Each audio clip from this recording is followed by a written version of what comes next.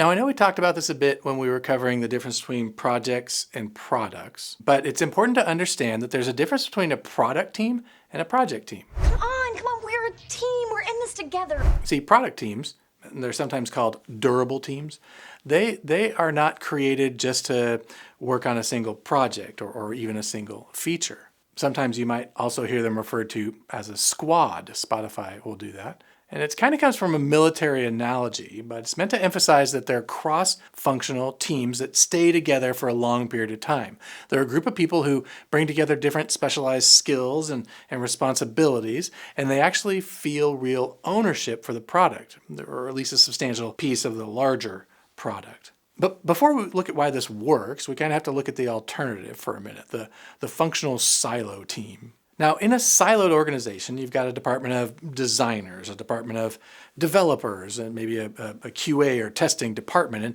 And each group has its own boss, its own goals, its own way of doing things, and its own reward system. And work moves like an assembly line. Design finishes the mock-up and then throws it over the wall to engineering. And then the engineering team, they get to work, and once they're ready, they throw it over the wall to QA, like to testers. And then once testing approves everything, then they hand the whole thing over to an entirely other team, the operations group, who's going to deploy it. So you've got these like assembly line, step-by-step approaches, these different departments, and just lots of problems with that. One of the main problems is no one particular team owns the outcome, and each team is each person on the team even, they're rewarded for like how they perform within that part of the process. Again, not necessarily tied to the outcome that the business is trying to reach. Now compare that to a cross-functional team where the designer, the developer, the tester, and the deployment people, they're all sitting next to each other, working on the same goal. They're on the same team. They're rewarded for the same thing, and that's the outcome delivered to the customer. There's no kind of wall to throw things over.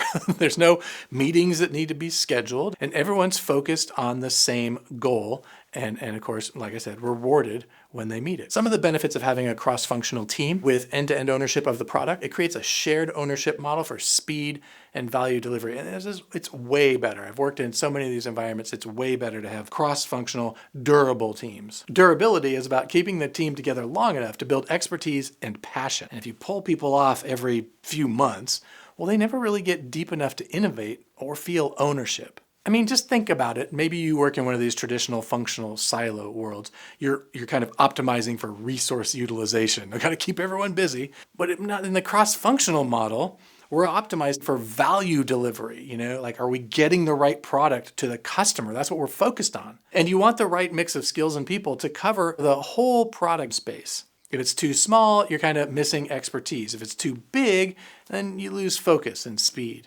The sweet spot is usually around 8 people, maybe 10. Maybe you've heard the term 2 pizza rule. If you can't feed the team with 2 pizzas, it's too big. It was popularized by Amazon, but generally speaking, that's about right in my experience. Don't let the small team size fool you into thinking that you're on an island. While the core squad is small and fast, a successful team, look, it requires a whole product mindset. So we want to include folks from sales and customer support marketing into the process to ensure end-to-end accountability. You kind of think of it like this. There's a core team and an extended team. The core team builds and ships, but the extended team ensures that the product actually has a home in the market. I'll tell you something even more important than that.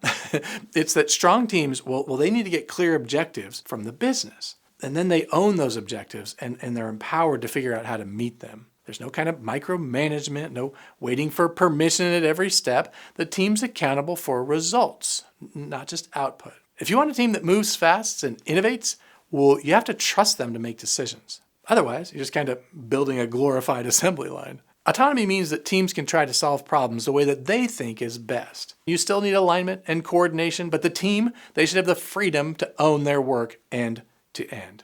So a strong product team is dedicated, durable, have the right mix of skills, and they're empowered to own outcomes and given the autonomy to solve problems their way. And that's the foundation for building products that actually work.